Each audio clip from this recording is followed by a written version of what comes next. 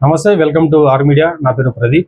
Breaking news చూసుకున్నట్లయితే నిన్నటి రోజు ధర్మవరంలో మాజీ ఎమ్మెల్యే కేతిరెడ్డి వెంకటరామరెడ్డి పైన దాడి జరిగిన విషయం తెలిసిందే. టీడీపీ మరియు బీజేపీ జనసేన కార్యకర్తలు ఆయన వెహికల్ పైన దాడి జరిగింది. ఎక్కడైతే ఆయన వైసీపీ కార్యకర్తని ఆల్రెడీ జైల్లో ఒక కేసు పైన జైల్లో రిమాండ్ పైన ఉన్న వైసీపీ కార్యకర్తని పరామర్శించడానికి ఆయన వెళ్లారు.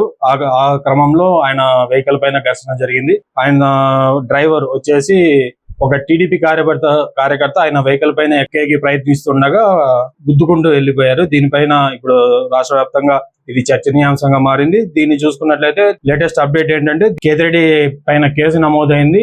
ఐపీసీ ప్రకారం 307 అటెంప్ట్ మర్డర్ కేసు రిపోర్ట్ అయింది. కొత్తగా చూసుకున్నట్లయితే భారత బిఎన్ఎస్ఎస్ ఆ చట్టం ప్రకారం 109 సెక్షన్ 109 ప్రకారం ఆయన పైన ప్లస్ అనుచరుల పైన కేసు నమోదైంది. టీడీపీ కార్యకర్త ఎక్కే ప్రయత్నం చేశారు, ఆయన గుద్దుకుంటూ వెళ్లే ప్రయత్నం చేశారు. దీనికి సంబంధించి బీజేపీ వాళ్ళు ఆయన పైన కేసు నమోదు చేయడానికి రిపోర్ట్ ఇచ్చారు పోలీసు వాళ్ళకు. ఎవరెవరి మీద కేసు నమోదైందంటే మాజీ ఎమ్మెల్యే కేతిరెడ్డి వెంకటరామరెడ్డితో పాటు ZP chairman Kamireddipalli Sudhakar Reddy, Pratap Reddy, driver Ramanjaneyulu, Anji, Rafi, Vijay, Rangareddy, Srinivasareddy తదితరులపైన దాడి చేసినట్లు బీజేపీ కార్యకర్త ప్రతాప్ రెడ్డి ఫిర్యాదు మేరకు కేతిరెడ్డి మాజీ ఎమ్మెల్యే ధర్మవరం మాజీ ఎమ్మెల్యే కేతిరెడ్డి పైన ఆయన అనుచరుల పైన కేసు నమోదైనట్టు తెలుస్తుంది. హత్యాయత్నం, అటెంప్ట్ మర్డర్ 307 అంటే పాత ఐపీసీ సెక్షన్స్ ప్రకారం 307, కొత్త బిఎన్ఎస్ఎస్ ప్రకారం 109 ప్రకారం ఆయన పైన కేసులు నమోదయ్యాయి.